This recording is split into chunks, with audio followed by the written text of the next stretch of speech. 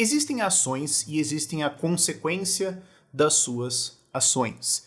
Esse vídeo é sobre juros, mas também é sobre essas consequências. Então, sim, o Brasil está com uma onda de falências e, calma, vai piorar.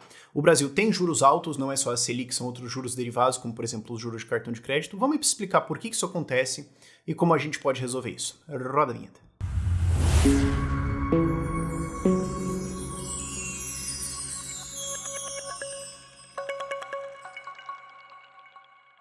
Recentemente saiu uma pesquisa dizendo que 80% das pessoas acham que o Lula está certo em empurrar por uma queda de juros no Brasil. Também saiu notícia de que o PT quer fazer um projeto para tabelar juros no Brasil, tipo juros de cartão de crédito e algumas outras coisas para forçar quedas. E sim, a Selic está perto de 14%, o que é alto quando você compara com outros países do mundo.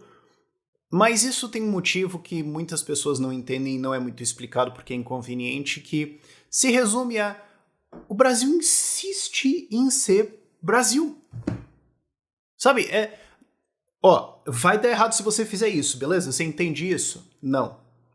Você vai fazer? Vou. Aí faz, deu errado. Você entende que isso que você fez causou os problemas da sua vida? Não. Você vai fazer de novo? Vou. Isso é a história econômica e institucional do Brasil. Basicamente, é isso que a gente tem feito nas últimas décadas, e isso é a causa dos juros altos aqui no Brasil. Primeiro, vamos falar dessas falências. Sim, tá tendo um monte de recuperações judiciais aí, e quando você olha para cada uma delas, elas fazem sentido. Tipo, Itaipava foi de base agora, tá bom. Aí você olha e fala, não, mas ela tava tomando competição de outras cervejas e tudo mais, e tava difícil. Tá, mas ainda assim, empresas nem sempre estão acertando o tempo todo. Empresas nem sempre estão nos seus melhores produtos. Muitas vezes competidores passam e dela precisa parar, entender o que está acontecendo, tomar as medidas para se ajustar a isso e melhorar. E quando você está nesse processo, às vezes você depende de crédito para esse período onde você está acertando as coisas. A vida da gente é assim, você não está sempre o tempo todo fazendo as coisas certas. Às vezes você é Brasil e você está fazendo tudo errado o tempo todo, mas isso aí é outra coisa. Mas o ponto é, por que essas empresas, quando estão enfrentando dificuldades, não conseguem captar crédito para voltar, para conseguir funcionar, para conseguir ter uma operação viável? Então você pode dizer que cada uma das falências agora faz sentido, e sim, cada uma delas faz sentido. Tem Americanas que é um outlier pra caramba, mas todas elas você olha e fala, mas já não estava muito legal. Agora, quando todo mundo que já não estava muito legal cai de uma vez só, é porque você tem uma escassez de crédito. Então você pode culpar as empresas um pouco, o que é razoável, mas essa onda toda tem a ver com o encarecimento de juros no Brasil e o fato de que elas não estão conseguindo renovar, refazer, rolar os seus créditos numa taxa viável, e aí a casa cai simplesmente. Com isso vai cair empregos, com isso vai cair produção, vai cair PIB, vai dar um monte de problemas no Brasil, e não é realmente culpa delas. O que acontece é que essas empresas estavam muitas vezes sustentadas em cima de taxas de juros mais baixas, o que facilita você manter uma empresa que não está fazendo as coisas certo por mais tempo, o que muitas vezes gera uma certa complacência dentro da empresa, de a gente teve um prejuízo esse ano, mas o juro tá baixo. A gente realmente precisa meter o louco aqui, demitir uma galera e tudo mais, incomodar um pessoal, renovar, matar aquela área e resolver. A gente realmente precisa fazer isso? Não, a gente pode insistir em umas baboseiras, isso acontece.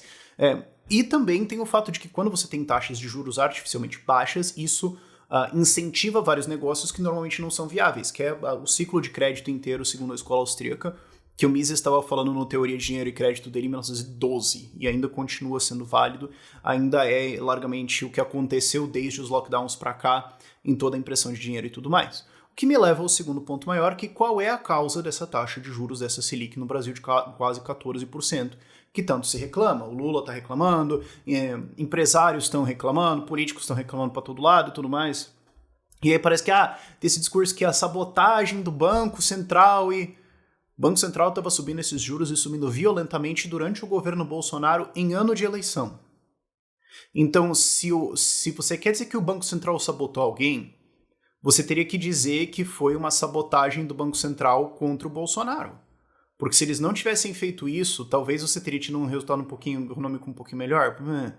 Aí você teria tido mais inflação, aí você culpa a inflação em algum outro inimigo, porque ninguém entende muito bem porque que a inflação acontece, e daria para ter feito um populismo maior e ser reeleito. Eu não acredito nisso porque ainda assim eu acredito que de alguma forma o Bolsonaro e o círculo dele iam encontrar alguma forma de perder a eleição. Eu sempre acreditei que era impossível por definição o Bolsonaro se reeleger, porque eu sempre considerei ele um falido político. Sabe aquela pessoa que você conhece que, tipo, não importa quanto dinheiro cai na mão dela, ela vai estar no Serasa 3 meses depois. O Bolsonaro é isso politicamente, então eu não acredito que se o Banco Central tivesse mantido juros baixos, o Bolsonaro teria sido reeleito. Eu acho que ele teria dado algum jeito de perder. Mas o ponto é, se você quer fazer o argumento de que o Banco Central é um sabotador do Lula e tudo mais, ele é um sabotador 10 vezes, 20 vezes mais do Bolsonaro. Esse argumento simplesmente não faz sentido. Claro, a mídia basicamente não vai desafiar esse argumento ou explicar que o Banco Central estava subindo juros durante o Bolsonaro e vai embarcar nessa narrativa e tudo mais, e a política obviamente também vai forçar essa narrativa, então a maior parte das pessoas nunca vai ficar sabendo. Mas esse argumento não faz sentido. Juros estão altos no Brasil porque eles são as consequências das suas ações. E esse eu acho que é o motivo principal de por que nunca vai ser explicado publicamente, abertamente, mediaticamente, por que esses juros são altos. Porque se imprimiu um monte de dinheiro nos lockdowns. E isso não é popular de falar. Porque ele vai falar, mas então você foi contra os lockdowns e tudo mais? Sim. Só que daí você teria que ter a narrativa de que você teria que falar que ações tiveram consequências. Certo? E você teria que voltar e questionar decisões que foram tomadas em 2020 e 2021. E isso não é aceitável publicamente, isso não pode ser feito, certo? A gente nunca vai conversar sobre isso. Tava tudo certo o tempo todo, pare de falar, você é um negacionista, certo? Teria que se voltar para esses anos e falar, talvez abrir gigantescos déficits e expandir a base monetária do Brasil fantasticamente para bancar fechar a economia por o que originalmente seria 2 semanas e virou mais de ano, talvez isso tenha tido consequências indesejáveis. Certo? É essa conversa que você teria que ter. E você entende que essa conversa nunca vai existir na mídia, certo? Mas o ponto é, sim, abriram os déficits gigantescos 2020 e 2021, isso fez uma gigantesca expansão de base monetária no Brasil, o que causou a inflação gigantesca que o Brasil teve, que não foi só no Brasil, foi na Europa, foi nos Estados Unidos, foi para todo lado, e essa inflação precisou ser contida com uma alta de juros. O Brasil tomou mais inflação porque é uma economia menos desenvolvida, porque os déficits foram muito mais brutais e porque teve alguns outros fatores também que aumentam isso um pouquinho mais. Mas todo mundo tomou isso. A Europa ainda está tomando isso, os Estados Unidos ainda estão tomando isso. E esse crash bancário todo está acontecendo justamente porque teve juros baixos durante a pandemia, que criaram uma bolha, que teve inflação, que os bancos centrais da Europa, especialmente o americano, tiveram que subir juros para conter, e isso causou um crash econômico. É o mesmo mecanismo, é só que a gente teve mais inflação porque a gente é um país mais palhaçada do que esses outros países, do que a Europa e Estados Unidos. Agora, a taxa de juros subiu para conter isso. Não só isso. Não só isso. Teve outros fatores. Mas o principal é esse. E aí você teria que voltar no arquivo e ver que o Lula estava defendendo isso. Que tá manchetes para todo lado ainda públicas de que o Lula falou, agora é hora de imprimir dinheiro pro povo. O Meirelles falou isso. O Meirelles estava durante a pandemia falando que dá para imprimir que não vai causar inflação. Eu tenho um vídeo da época falando Meirelles. E aqui estão as consequências dessas ações. A alternativa que existe é soltar os juros, falar, não, tá bom, vocês não querem juros altos para conter a inflação, beleza, bota a Selic em 4% e o juro vai para a inflação vai para 10, 15, 20%. E aí o que vai acontecer? O que vai acontecer é um massivo assalto da classe trabalhadora, das pessoas simples, que vão pagar no supermercado, que vão pagar na inflação o imposto para conter essa história. Que é o que estava acontecendo. Que é o que estava acontecendo antes dessa inflação ser contida. Ainda está grave, ainda é um problema grave, mas todo mundo lembra quando estava 10 e porrada por cento, e você olha e fala, que inclusive o PT usou para atacar o Bolsonaro, falar, é culpa tua e tudo mais, todo mundo apontou a hipocrisia, mas, claro, nessa época você tinha a mídia protegendo o PT, ainda protege, mas enfim, se apontou a hipocrisia do PT, mas pouca gente entendeu que o PT estava criticando justamente o resultado das ações que eles defenderam que tinham que ser feitas ainda mais. Essa é a alternativa, tá bom, toca o churo para baixo, nós vamos para inflação gigantesca, fuga de capitais, fuga de dólares, e daí vai virar que nem a Argentina. Inflação alta, fuga de capital, fuga de dólares, ao ponto que a Argentina, nesse fim de semana, teve que tirar outro empréstimo do FMI. A Argentina faliu de novo e sequer manchete, porque já perdeu a graça. Existe uma máxima em jornalismo que eu adoro, que é um cachorro mordeu um homem, não é notícia. Um homem mordeu um cachorro, é notícia.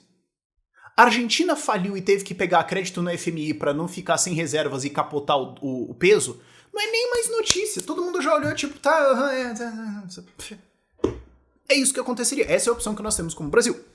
Agora, é claro que a galera de esquerda, Lula e seus afins, não acham que isso é um gigantesco problema, tanto que o Lula estava discursando na Argentina e falou insanidade mensurável de dizer que a Argentina terminou dois. Não coringue, Rafael, não coringue, as pessoas precisam de você. Ele meteu a louco de que a Argentina terminou 2022 com uma situação econômica favorável. Uma situação privilegiada. Então eles não realmente acreditam nas consequências disso. Mas o fato é, veio disso sim, e vem de outras coisas também que eu já dei a dica ao longo dessa explicação. É preciso lembrar que o Bolsonaro teve uma gigantesca irresponsabilidade fiscal durante o seu mandato. Eu não estou falando de 2021, que foi pandemia, que estava fora. Estou falando 22, abriu déficits. E quando você abre déficits, você vai desvalorizar sua moeda, você vai contribuir para a inflação. E com essa desvalorização da moeda, o dólar vai subir, e para conter o dólar, para defender o real e para evitar a inflação por causa do descontrole cambial, o Banco Central sobe juros. E esse déficit aberto também gera um problema de oferta e demanda. Crédito é um produto. Crédito é uma coisa como qualquer outra que você pode comprar e vender, só que é o dinheiro que as pessoas economizaram. Você imprimir dinheiro não muda isso. Não muda os valores nominais, mas muda a proporção de crédito que é economizado na economia. Da onde que vem o crédito? Vem do fato de que pessoas economizaram, que elas escolheram, ao invés de gastar, de consumir, de torrar, elas escolheram poupar parte e depois ficar com esse dinheiro na mão e procurar, tá, aonde que eu posso vender esse dinheiro? Para quem eu posso vender esse crédito aqui, que vai me trazer um retorno que vale o risco, que compensa a inflação, que eu entendo o que está acontecendo e tudo mais, e que vale a pena fazer isso.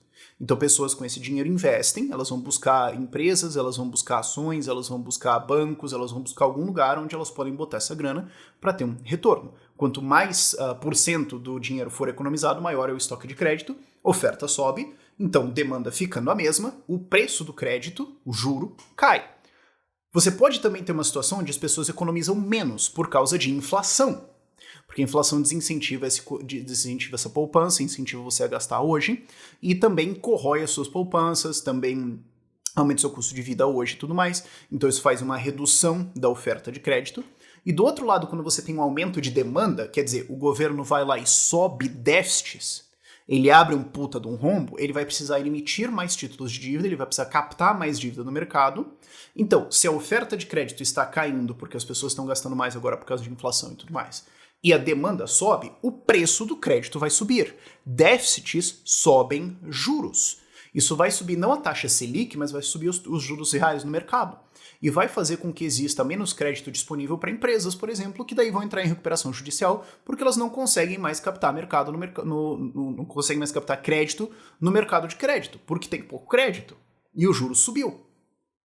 Então, déficits causam esses problemas. O Bolsonaro teve irresponsabilidade em 2022, sim, e o Haddad e o Lula estão continuando isso. Na transição, vai lá, faz uma PEC da transição, 150 bilhões de rombo a mais. Aí vai lá e critica todo mundo que tá falando, mas cara, tem que ver esse negócio aí. Não, isso aí é fascismo, vocês estão... Vai lá na Argentina e fala que a Argentina tá linda e maravilhosa, sai correndo para abraçar ditador, fala de reestatizar a Eletrobras, fala de derrubar novo marco do saneamento, fala de derrubar marco das ferrovias, vilaniza todo mundo que produz no Brasil. Aí investidores estrangeiros e os brasileiros olham para isso e falam, eu entendi, é para eu ir embora. Então estrangeiros saem e brasileiros começam a tirar o dinheiro deles do Brasil. Eu trabalho com isso, eu tenho uma empresa que ajuda pessoas e dinheiros a saírem do Brasil, e cara, eu conheço muitas pessoas desse setor, eles estavam falando, cara, logo depois da eleição do Lula, fazer venda era palhaçada, eu não tinha o menor esforço. E hoje ainda meio que tá assim. Então teve gente querendo tirar grana muito séria do Brasil. Porque eles olharam e falaram, Lula foi eleito, eu serei caçado. Então esse crédito saiu do Brasil. Oferta e demanda, juros sobem. E adiciona-se a isso o fato de que o Haddad só apresentou palhaçadas. Completas palhaçadas. Ele apresentou um plano fiscal lá no começo do ano de, vamos fechar o déficit aqui, vai ser tanto 50 bi de corte de gasto, 50 não sei o que, vai ser renegociação do CAD, vai ser disso, vai ter que... E vai fechar e vai sobrar 10 bi. E todo mundo olhou e falou... Essa vai te catar, mano. Ele foi publicamente zoado num evento do BTG. Publicamente, falando, cara, ninguém acredita nesse negócio que você tá falando. E ninguém acredita mesmo, nem ele. Tanto que Semana passada saiu o novo arcabouço fiscal dele, que é uma piada também, que todo mundo fez as contas e falou: não, fecha, fim, é piada, você tá mentindo. Assim, existem duas opções. Você é um idiota ou você é um mentiroso.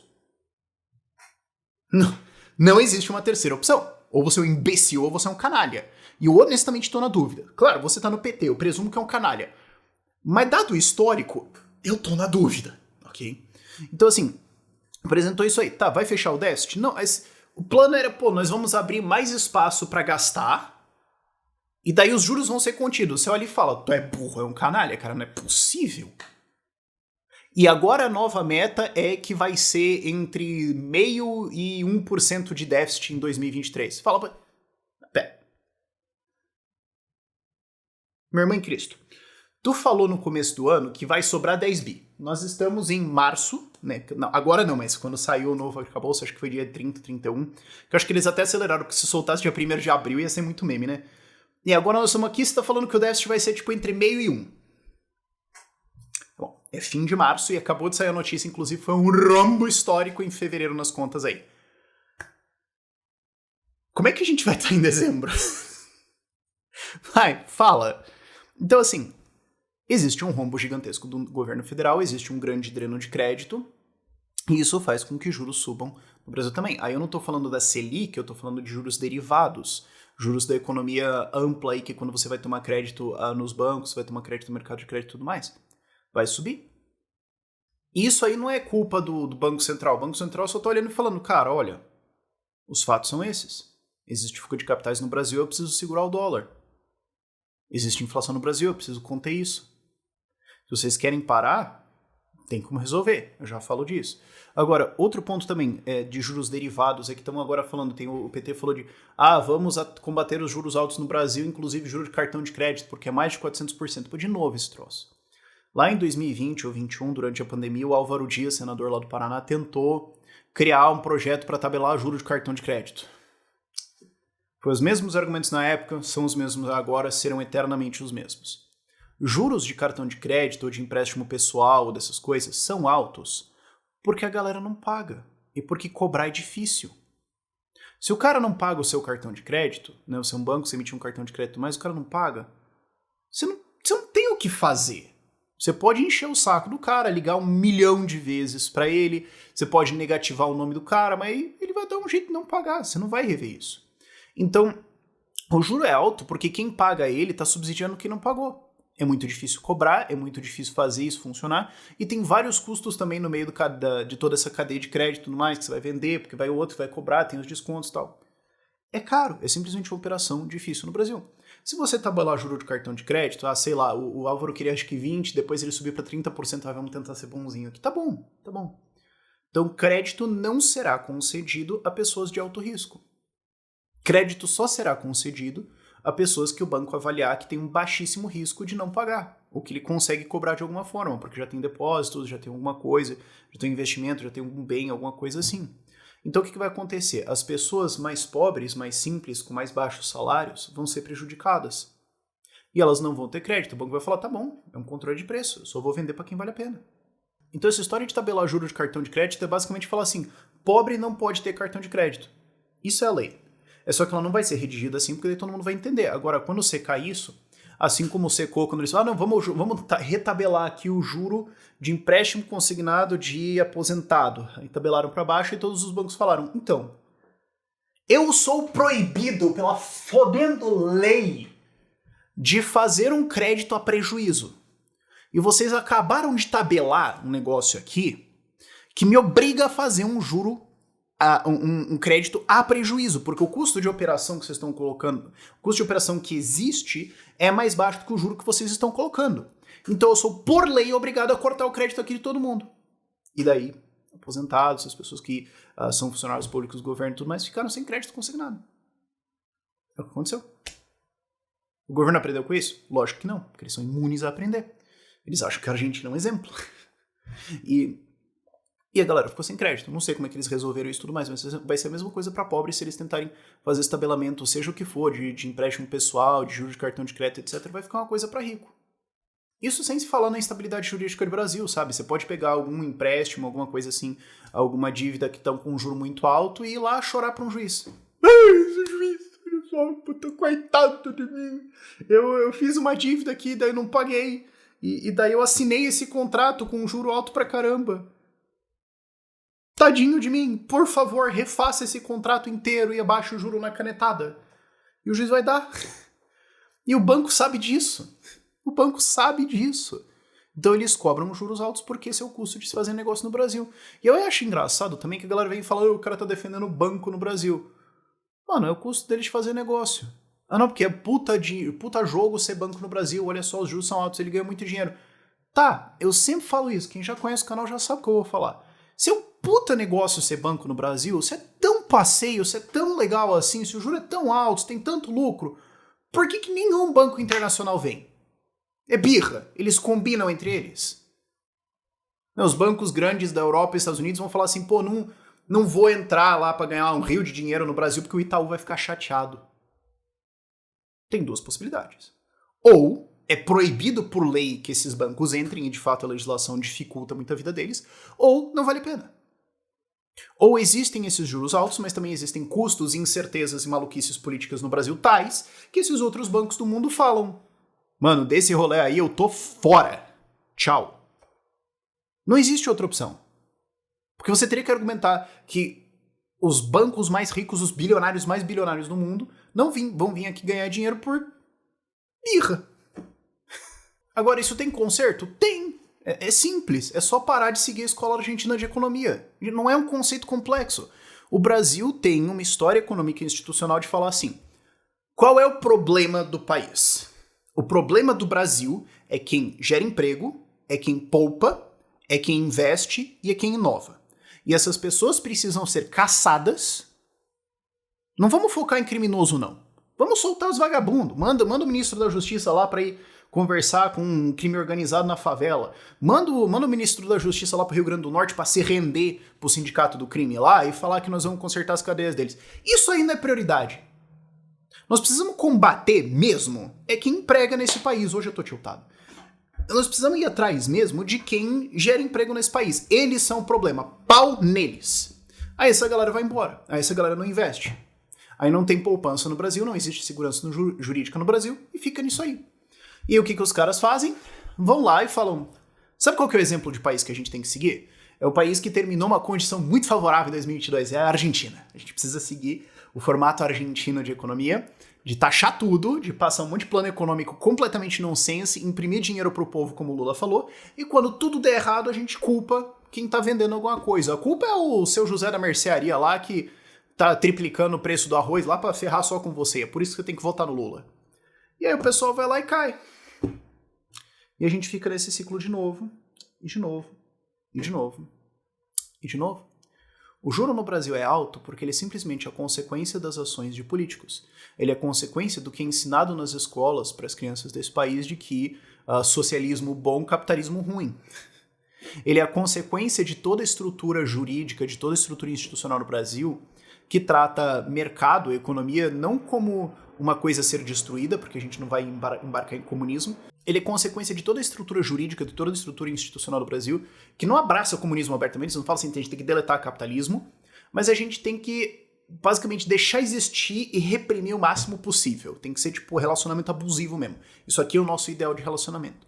E daí o Brasil fica um país pobre consistentemente e os caras ficam pensando: vamos copiar a Argentina. Por esse vídeo é isso. Tchau, tchau.